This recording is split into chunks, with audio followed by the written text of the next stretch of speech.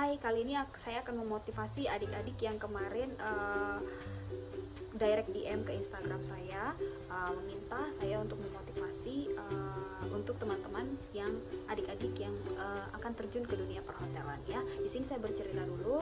Di sini nama saya Tika. Saat ini saya sudah menduduki posisi sebagai front office manager di sebuah hotel bintang 4 ya.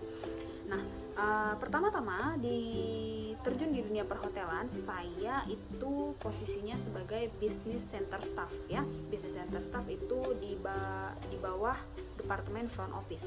Nah, job desk dari business center staff ini sendiri adalah saat itu memotokopi, ngeprint, terus ngetik ya dokumen-dokumen tamu yang dibutuhkan ya. Nah, seperti itu. Nah, awal-awal saya masuk ke dunia perhotelan, saya cerita sedikit dulu. Saya tidak mengerti dengan namanya service charge ya, service charge. Saya pikir pendapatan saya, salary saya hanya dari gaji pokok saya. Nah, setelah saya sebulan masuk, nah itu saya baru tahu ternyata di hotel itu ada yang namanya service charge. Apa sih service charge itu? Nah, service charge itu adalah pendapatan atau insentif kita dari persenan revenue hotel. Contohnya begini, revenue hotel kita pada bulan ini adalah 3M ya.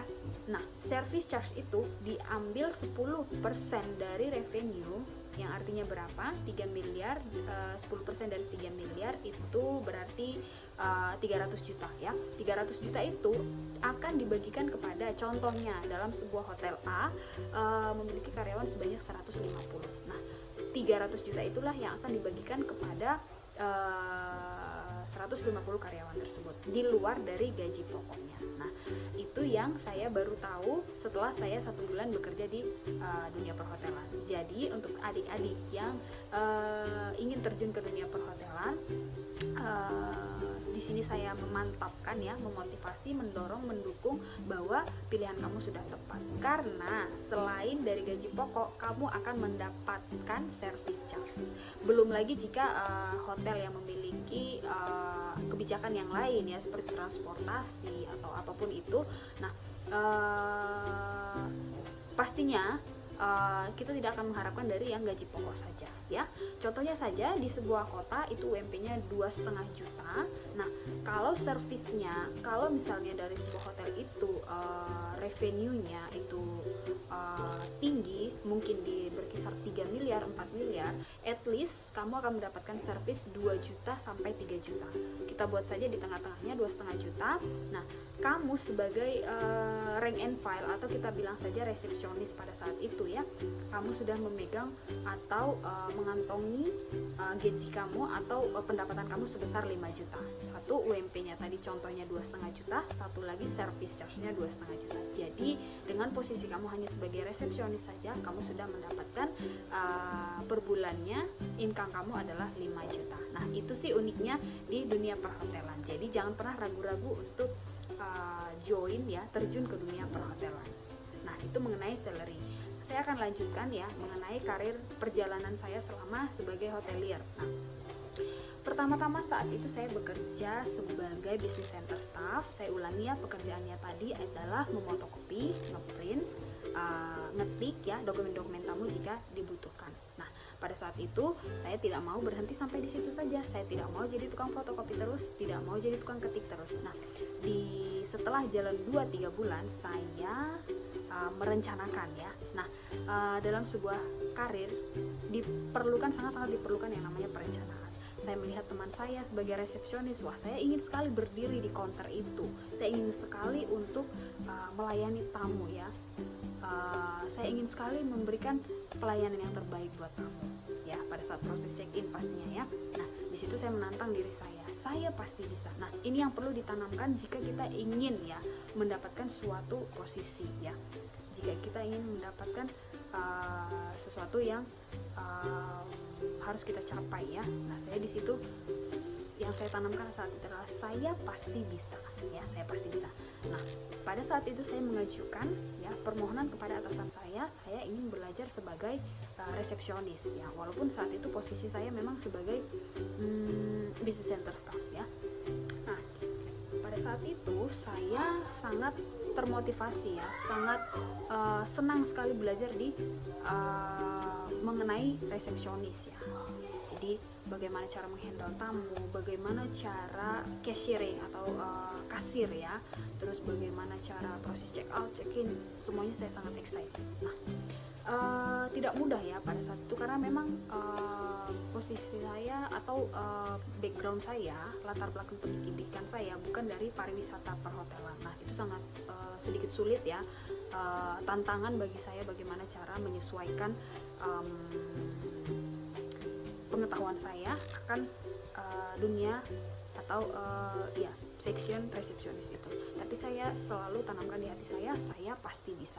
Even pada saat itu saya memang sempat dibully ya, karena saya to be honest pada saat itu bukan orang yang cepat nangkep, bukan orang yang smart, bukan orang yang langsung bisa, melainkan harus diajarin mungkin berkali-kali ya. Nah, itu saya secara terbuka memberitahukan kelemahan saya. Tapi jangan pernah kita terbatas atau berpatokan atau stuck di kelemahan kita. Jangan pernah melakukan itu ya. Jadi saya tetap yakin, saya tetap optimis ya. Kuncinya adalah optimis. Saya optimis saya pasti bisa menjadi seorang resepsionis. Dengan kegigihan, konsistensi, dan niat yang besar, pada saat itu saya mulai bisa, sedikit-sedikit saya mulai bisa mempelajari bidang resepsionis. Nah, pada saat itu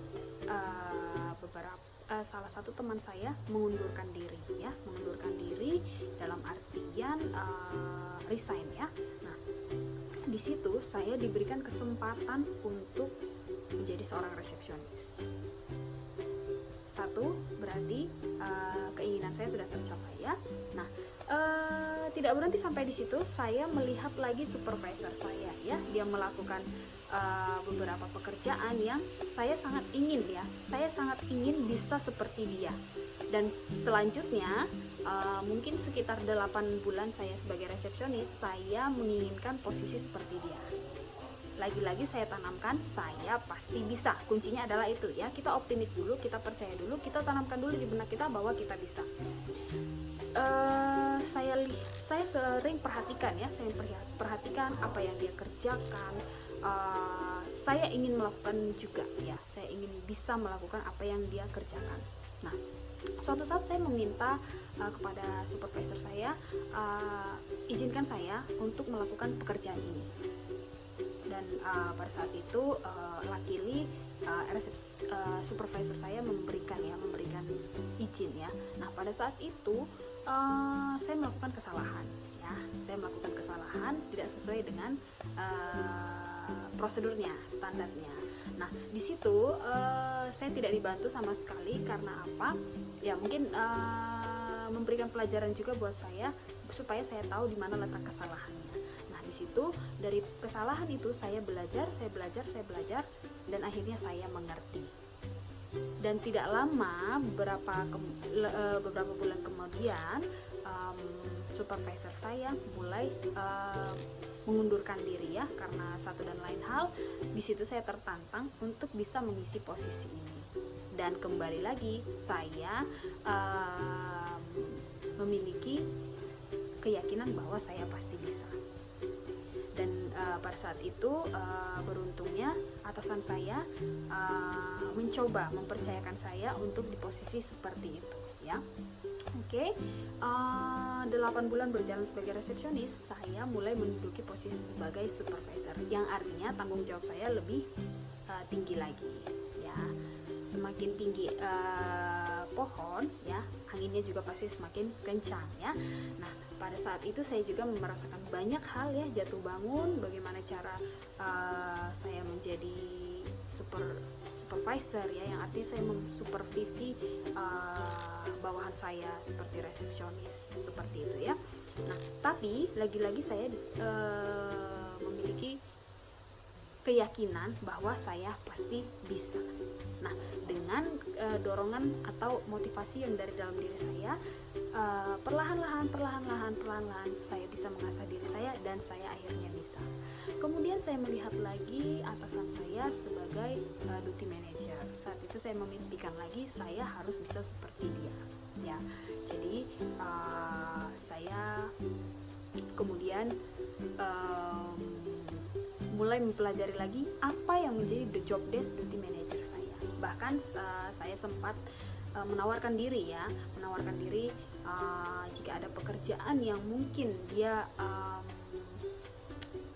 pada saat waktu yang bersamaan dia harus mengerjakannya bersama-sama, saya menawarkan diri untuk membantunya. Even walaupun saya tidak tahu sama sekali bagaimana cara menyelesaikan pekerjaan ini, tapi saya menawarkan diri saya terlebih dahulu, ya. Jadi kembali lagi ke niat dan kemauan kita, ya.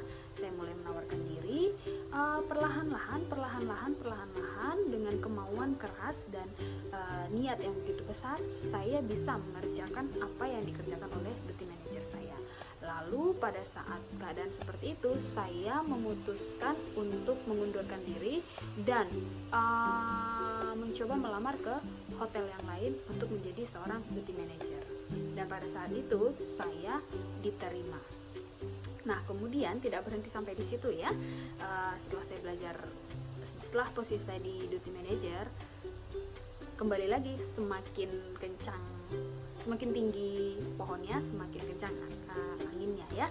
Nah, di situ saya mendapatkan beberapa pelajaran juga, ya. Tapi saya tidak pernah yang namanya putus asa, saya tidak pernah yang namanya menyerah.